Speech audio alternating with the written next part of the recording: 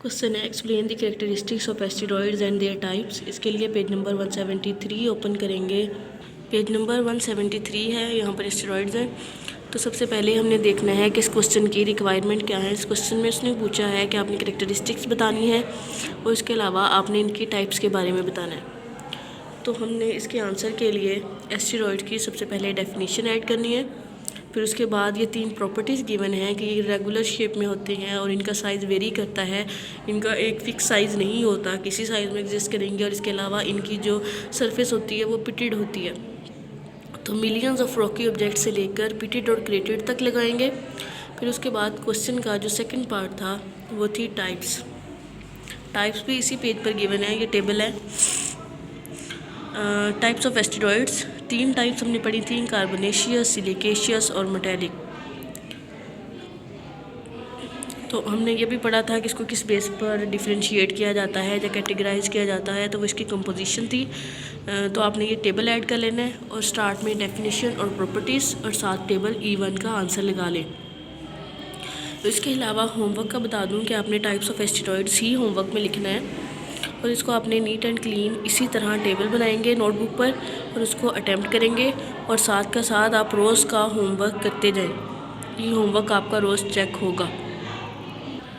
मैं उम्मीद करती हूँ कि आपको समझ आ गई होगी। होमवर्क की भी दोबारा डायरी का बता दूं कि पेज नंबर 173 आपने कंप्लीट की डायरी लगानी है। इसको आपने याद करना है रीडिंग को और उसके अलावा साथ आपने E1 क्वेश्चन याद करना है। E1 क्वेश्चन का आंसर दोबारा बता दूं कि एस्टेरॉइड्स की डेफिनेशन, प्रॉपर्टीज़ एंड नेक्स्ट आपने उसका table of types of asteroids साथ याद करना है। और होमवर्क में आप टेबल बनाएंगे टाइप्स ऑफ एस्टेरॉइड्स। इसका रिव्यू देख लेते हैं कि आज हमने क्या क्या पढ़ा। आज हमने पढ़ा एस्टेरॉइड्स के बारे में कि ये रॉकी ऑब्जेक्ट्स होती हैं। फिर इसकी प्रॉपर्टीज़ पढ़ी कि इसकी प्रॉपर्टीज़ क्या हैं। ये इरेगुलर होते हैं, इनका साइज़ भी वेरी करता है। ये क्रेटेड या पिटेड सरफेस होती है इनकी। फिर हमने इनके रीजन्स के बारे में पढ़ा कि इसके 3 रीजन्स होते हैं, first reason, second reason and third reason. फिर हमने एस्टेरॉइड बेल्ट के बारे में भी जाना कि वो क्या होता है। ये मार्स और जुपिटर के दरमियान जो सरफेस पाई जाती है जहाँ पर एस्टेरॉइड्स पाए जाते हैं उसको हम कहते हैं एस्टेरॉइड बेल्ट। फिर हमने ट्रोजन एस्टेरॉइड्स के बारे में पढ़ा। फिर हमने नियर अर्थ एस्टेरॉइड्स के बारे में पढ़ा कि ये क्या होते हैं।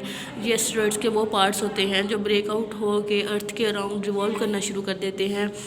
फिर उसके बाद हमने टाइप्स ऑफ एस्टेरॉइड्स के बारे में पढ़ा कि 3 टाइप्स होती हैं, उसको हम किस तरह कैटेगराइज करते हैं, उनके कलर्स क्या होते हैं और इनकी कंपोजिशन क्या होती है। मैं उम्मीद करती हूँ कि आपको समझ आ गई होगी और ये भी उम्मीद करती हूँ कि आप रोज़ का काम रोज़ करेंगे और होमवर्क भी साथ के साथ अटैम्प्ट करते जाएंगे क्योंकि ये होमवर्क आपका चेक होगा। फ़ी अमानिल्लाह।